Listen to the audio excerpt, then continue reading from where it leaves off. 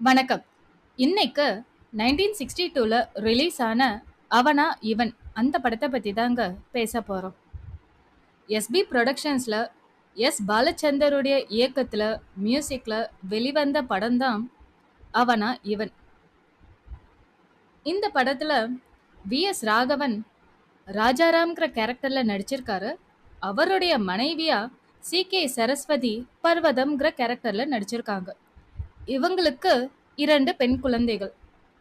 வசந்தி ஜமுனாங்கிற கேரக்டர்லயும் குட்டி பத்மினி மீனாங்கிற கேரக்டர்லயும் நடிச்சிருக்காங்க. ஜமுனா பெரிய பொண்ணு, மீனா சின்ன பொண்ணு.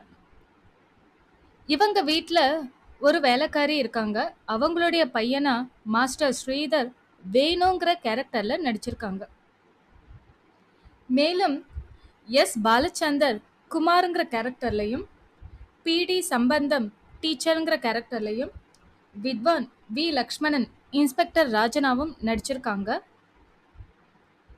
சேரு களத்தூர் சாமா அவர் சதானந்தம் பிள்ளைங்கிற கேரக்டர்ல நடிச்சிருக்காரு. அவருடைய மனைவியா எஸ்.என். லக்ஷ்மி அமிர்தவல்லிங்கிற கேரக்டர்ல நடிச்சிருக்காங்க. அவங்களுடைய மகனா ரமேஷ் கண்ணன்கிற கேரக்டர்ல சப் இன்ஸ்பெக்டரா நடிச்சிருக்காரு. இந்த படம் 1951ல ரிலீஸ் ஆன எ பிளேஸ் இன் த சன்ங்கிற ஒரு அமெரிக்கன் ஃபில்முடைய ரீமேக். இந்த 2 படமுமே ஒரு நாவலை பேஸ் பண்ணி எடுத்தது. அதாவது an American Tragedy by Theodore Dreiser. ராஜாராமும் சதானந்தம் பிள்ளையும் 2 பேருமே நண்பர்கள். ஊர் விட்டு ஊர் வந்து பிழைக்க வந்தவங்க. துரதிர்ஷ்டவசமா சதானந்தம் பிள்ளை ஏழையாவே இருக்காரு. குமாரன் கம்பெனில வேலை பார்த்துக்கிட்டு வராரு. ஆனா ராஜாராம் பெரிய பிசினஸ் மேனா பணக்காரனா இருக்காரு. அவருக்கு 2 பெண் குழந்தைகள். பர்வதம் ரொம்ப மாறிட்டாங்க.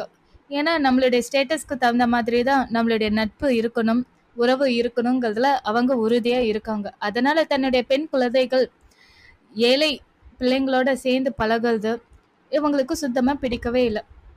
அதாவது மீனா வேலைக்காரி பையன் வேணுவோட நெருங்கி பழகுறது, விளையாடுறது பர்வதம்க்கு சுத்தமா பிடிக்காது. அதே மாதிரி தன்னுடைய பெரிய பொண்ணு ஜமுனாவும் சதானந்தம் பிள்ளை வீட்டுக்கு அடிக்கடி போயிட்டு வர்றது, கண்ணனை நேசிக்கிறது இது அவங்களுக்கு சுத்தமா பிடிக்கவே இல்லை. நம்மளுடைய ஸ்டேட்டஸ்க்கு தகுந்த மாதிரி தான் வரனை அமைச்சு கொடுக்கணுங்கிறதுல உறுதியா இருக்காங்க. ராஜாராம் தன்னுடைய பெண் குழந்தையோட ஆசை தானே முக்கியம்னு அவர் கொஞ்சம் லீனியண்டா இருக்காரு.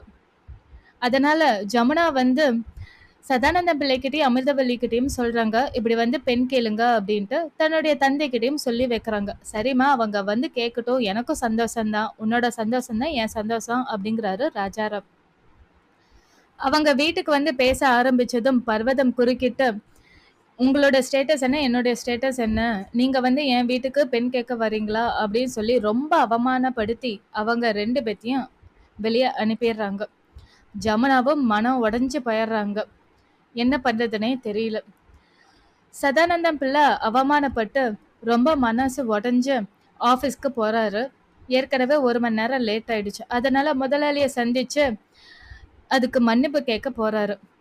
குமாரை சந்திக்கிறாரு, மன்னிப்பு கேட்கிறாரு. குமார் அவருடைய நண்பர்களோட விளையாண்டுகிட்டு இருக்காரு. அப்புறம் நீங்க என்ன இவ்வளோ டிப்டாப்பா ட்ரெஸ் பண்ணிட்டு வந்திருக்கீங்க, என்ன விசேஷம்னு கேட்க, இப்படி வந்து என் பையனுக்காக பொன் கேட்க போயிருந்தேன், அவமானம் தான் கிடைச்சது அப்படின்னு புலம்புறாரு. ராஜாராம் பத்தி தெரிஞ்சதும், ஓ அவருக்கு பெண் கூட இருக்கா கல்யாண வயசுல அப்படின்னு தெரிஞ்சுக்கிறாரு. ஆமான்னு சொல்லிடுறாரு. சரி சரி நீங்க போய் வேலை பாருங்க அப்படிங்கிறாரு. குமாருக்கு இப்போ ஒரு ஐடியா வந்துருச்சு.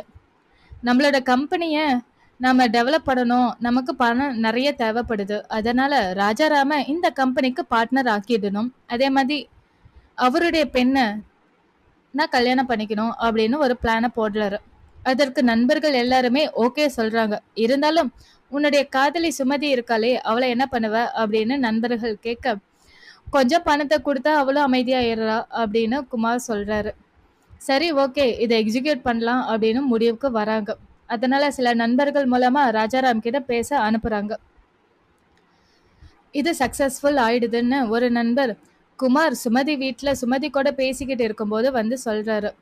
ரகசியமா சொல்லு அப்படின்ட்டு 2 பேரும் ரகசியமா பேசுறாங்க. எல்லாமே சக்சஸ்ஃபுல் ஆயிடுச்சு. அவர் பார்ட்னர் ஆகிறதுக்கு சம்மதம் தெரிவிச்சிட்டாரு. அதே மாதிரி பெண்ண பார்க்கவும் வர சொல்லிட்டாரு அப்படிங்கிறாரு. அவருக்கு ரொம்ப சந்தோஷமாயிடுச்சு. ஏன்னா அவருடைய பிளான் படியே போகுது அப்படின்னு சொல்லிட்டு. அதனால அவர் வீட்டுக்கு பெண் பார்க்க போலான்னு அவருடைய நண்பர்கள் எல்லாரையுமே அழைச்சுக்கிட்டு ராஜாராம் வீட்டுக்கு போறாரு. அதே சமயம் மீனாவோட வாத்தியார் மீனாவ எக்ஸ்கர்ஷனுக்கு அழைச்சிட்டு போகணும்னு சொல்றதுக்காக வராரு. இப்படி மைசூர், பெங்களூர் எல்லாமே நாங்க போறோம். மீனாவோட வேணுமே நீங்க அனுப்பி வைங்க அப்படின்னு சொல்றதுக்காக வராரு. இத கேட்டதும் பர்வதம் ரொம்ப கோபப்படுறாங்க. வேணுவோடலாம் எதுக்கு மீனாவை மட்டும் அழைச்சிட்டு போங்கன்னு நல்லா திட்டுறாங்க. சரின்னு வாத்தியார் கிளம்பிடுறாரு. மாப்பிள்ளை வீட்டுக்காரங்க எல்லாரும் வந்துடுறாங்க. பெண் பார்க்குறாங்க. பெண் பிடிச்சு போயிடுது. சரி கல்யாணத்துக்கான ஏற்பாடு பண்ணலான்ட்டு கல்யாண ஏற்பாடு நடக்குது. மீனாவும் வேணுவும் எக்ஸ்கர்ஷனுக்கு போயிடுறாங்க. ஒரு கட்டத்துல சுமதி லாண்ட்ரி கடைக்கு போறாங்க துணி வாங்குறதுக்காக. நீங்க காசே தரமாட்டேங்கிறீங்க, எப்படி நான் டைம்க்கு உங்களுக்கு லாண்ட்ரி போடுவேன்னு லாண்ட்ரி கடைக்காரர் சொல்றாரு. ஏன் காசு தர்றது இல்லையா, ஏன் தர்றது இல்லைன்னு அவங்களுக்கு அப்பவே கொஞ்சமா சந்தேகம் வருது. இருந்தாலும் அவங்க வெளிக்காட்டிக்கல. நீங்க துணி கொடுங்க அப்படிங்கிறாங்க. நீங்க போங்க, வீட்டுக்கு போங்க, நான் கொண்டு வந்து கொடுத்துட்றேன் அப்படிங்கிறாரு லாண்ட்ரி கடைக்காரர். இல்ல நான் இங்க வெயிட் பண்ணி வாங்கிட்டே போறேன் அப்படிங்கிறாரு. இங்க இடமே இல்லம்மா, நீங்க எங்க உட்காருவீங்க? சரி இருங்க, எதுப்பால கடையில, பிரஸ் கடையில உட்காருங்கன்ட்டு அங்க போய் உட்கார வைக்கிறாரு. அங்க வெட்டிங் இன்விடேஷன் ப்ரூஃபுக்காக வர எடிட்டர் படிக்கும்போது குமாருக்கும் ஜமுனாவுக்கும் கல்யாணம்ங்கிறத சுமதி தெரிஞ்சுக்கிறாங்க.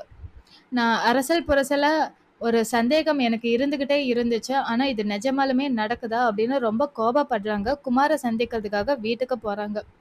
குமார் கிட்ட சண்டை போடுறாங்க. நீங்க என்னை ஏமாத்திட்டீங்க. என்ன கல்யாணம் பண்ணிக்கிறேன்னு சொன்னீங்க. ஆனா இப்ப ஜமுனாவை கல்யாணம் பண்ணிக்க போறீங்களா அப்படின்ட்டு. நீங்க இப்படி பண்ணுனீங்க அப்படின்னா நான் ஜமுனா வீட்டுக்கு போய் நடந்த எல்லாத்தையுமே உண்மையை சொல்லிடுவேன் அப்படின்னு மிரட்டுறாங்க. அதனால குமார் சுமதியை சமாதானப்படுத்துறாரு. இந்த விஷயம்லாம் எனக்கு தெரியாதுமா.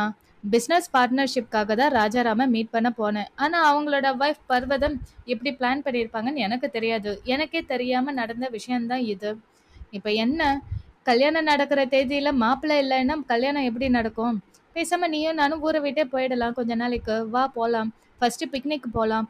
பிக்னிக்கு தேவையான பேஸ்கெட்டு, பெட்ஷீட் எல்லாத்தையும் எடுத்துக்கிட்டு வா, நம்ம போலாம் அப்படின்ட்டு உடனே சீக்கிரமா புறப்படுறாங்க. கார்ல புறப்பட்டு பிக்னிக் ஸ்பாட்டுக்கு போறாங்க. இங்க ஒரு பக்கம் எக்ஸ்கர்ஷன் முடிஞ்சு அதே பிக்னிக் ஸ்பாட்டுக்கு நோக்கி பஸ் வந்துகிட்டே இருக்கு. அந்த இடத்துல பஸ் பிரேக் டவுன் ஆயிடுது. குமாரும் சுமதியும் ஒரு பக்கம் உக்காந்து நல்லா அந்த பிக்னிக்கை என்ஜாய் பண்ணிக்கிட்டு நல்லா மனம் விட்டு பேசிக்கிட்டு இருக்காங்க. சுமதி ரொம்ப சந்தோஷமா இருக்காங்க.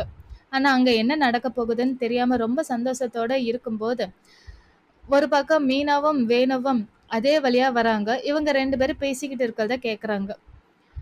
குமார், நீ தான் என் பொண்டாட்டி, நான் தான் உன் புருஷன் சொல்லிக்கிட்ட ஒரு கட்டை எடுத்து சுமதிய தலையிலேயே அடிச்சு அவங்கள கொலை பண்றாங்க.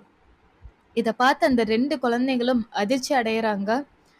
அப்புறம் குமார் அந்த சுமதியோட பிணத்தையும் அதே அங்க பக்கத்துல இருக்க ஏரியிலேயே போட்டு டிஸ்போஸ் பண்ணிடுறாரு. ஒரு கல்லை கட்டி போட்டு டிஸ்போஸ் பண்ணிடுறாரு. மீனாவையும் வேணையும் தேடிக்கிட்டு வந்த வாத்தியார்கிட்ட வேணு சொல்றாங்க இப்படி நடந்துச்சு அப்படின்னு. ஆனா அவர் நம்பவே இல்லை. குழந்தைங்களை அழைச்சிக்கிட்டு வீட்டுக்கு போயிடுறாரு. இங்க ஒரு பக்கம் கல்யாண ஏற்பாடு நடந்துகிட்டே இருக்கு. ஆனா ஜமுனாக்கு இந்த கல்யாண ஏற்பாடு பிடிக்காததுனால லெட்டர் எழுதி வச்சுட்டு வீட்டை விட்டே வெளியே போயிடுறாங்க. இப்படி பண்ணிட்டாலே அப்படின்ட்டு பர்வதம் ரொம்ப வருத்தப்படுறாங்க. ஆனா கண்ணன் ஜமுனாவை அழைச்சிட்டு வீட்லயே விட்டுறாரு. இனிமே ஜமுனா என்னை நினைக்க மாட்டா, விரும்பவும் மாட்டா. நானும் அவளை நினைக்க மாட்டேன், விரும்ப மாட்டேன். அவ இனிமே உங்க பொண்ணுதான். அவ யாரை வேணாலும் கல்யாணம் பண்ணிக்கிட்டு சந்தோஷமா இருக்கட்டும் அப்படின்னு கண்ணன் அவங்க கிட்ட ஒப்படைச்சிட்டு போயிடுறாரு. மீனாவும் வேணுவும் ஊருக்கு வராங்க. ஊருக்கு ஒவ்வொருத்தர்கிட்டையும் இந்த விஷயத்த சொல்றாங்க. அதாவது ராஜாராம் கிட்ட சொல்றாங்க, பர்வதம் கிட்ட சொல்றாங்க, இந்த மாதிரி கொலை நடந்துடுச்சு அப்படின்ட்டு. ஆனா குழந்தைங்களோட பேச்சை யாருமே நம்பவே இல்லை. அது மட்டும் இல்லாம ஒரு பக்கம் கல்யாண ஏற்பாடு நடக்கிறதுனால அந்த இன்விடேஷனை கொடுக்கறதுக்காக குழந்தைங்க 2 பேருமே ஒவ்வொரு வீட்டுக்கா போறாங்க. ஒரு வீட்டுக்கு போகும்போது மாப்பிள்ளை இவள் தானேன்னு ஒருத்தர் இன்ட்ரோடியூஸ் பண்ண குழந்தைகள் மாப்பிள்ளைய பார்த்ததும் அதிர்ச்சி அடையறாங்க. அவனா இவன் அப்படின்னு சொல்லிட்டு ரொம்ப ஷாக் ஆகுறாங்க. பயந்துகிட்டு அந்த இடத்த விட்டு ஓடி போயிடுறாங்க. இப்படி எல்லாருக்கிட்டையும் சொல்றத கேட்டு பர்வதம், இங்க பாரு, வேலைக்காரி கிட்ட போய் வேணுவ கண்டிச்சு வைக்க சொல்றாங்க. இப்படி 2 குழந்தைங்களும் வந்து கல்யாணத்தை நிறுத்துறதுக்காக இப்படி தேவையில்லாம பழிய போட்டுக்கிட்டு அலைஞ்சுக்கிட்டு இருக்காங்க. கண்டிச்சு வை, ஒழுங்கா பாத்துக்கோ அப்படின்ட்டு சொல்லிட்டு போறாங்க. இருந்தாலும் மீனாவும் வேணுவும் எப்படியாவது இந்த கல்யாணத்தை நிறுத்தணும். கல்யாணம் பண்ணிக்கிட்டா அவன் நீதான் என் பொண்டாட்டி, நான் தான் உன் புருஷன் சொல்லிக்கிட்டே இல்ல அவங்கள கொன்னான். அதே மாதிரி ஜமுனா அக்காவையும் கொலை பண்ணிட்டா என்ன பண்றதுன்னு குழந்தைங்க பயப்பட ஆரம்பிச்சுட்டாங்க. எப்படியாவது இந்த கல்யாணத்தை நிறுத்தணும்னு முயற்சி பண்றாங்க. யாருமே ஆனா இது சொல்றத நம்பவே இல்லையே. அதனால போலீஸ் ஸ்டேஷன் போய் கண்ணன் கிட்டே சொல்லலான்ட்டு கண்ணன் கிட்ட சொல்ல போறாங்க. நடந்த எல்லாத்தையும் சொல்றாங்க. சரி, சின்ன குழந்தைங்களாச்சே அப்படின்னு அவரும் விளையாட்டுக்கிட்டே கம்ப்ளைண்ட் எழுதுற மாதிரி நடிக்கிறாரு, எழுதவும் செய்யறாரு. அந்த கம்ப்ளைண்ட்டையும் கிழிச்சு கசக்கி பேஸ்கெட்ல போட்டுறாரு. அதே சமயத்துல லாண்ட்ரி கடைக்காரன் வந்து ஒரு கம்ப்ளைண்ட் கொடுக்குறான். இந்த மாதிரி சுமதி வந்து பணத்தை கொடுக்காமலே ஊரை விட்டே போயிட்டாங்க அப்படின்னு. யாருப்பா சுமதி, என்னாச்சு? அதான்ப்பா அந்த குமாரன் கம்பெனி குமார் இருக்காரு இல்லையா, அவரோட லவ்வர் சுமதி தான். அந்த வீட்டில் தான் தங்கி இருக்காங்க. இப்போ வீடே பூட்டி இருக்கு, பணத்தை ஏமாத்திட்டாங்க அப்படிங்கிறாங்க. அப்பதான் அவருக்கு கொஞ்சம் சந்தேகம் வர ஆரம்பிக்குது. அதனால சரி வாங்க அந்த வீட்டுக்கு போய் பார்க்கலாங்க போது வீடு திறந்திருக்கு. அவருடைய நண்பர் அங்க இருக்காரு.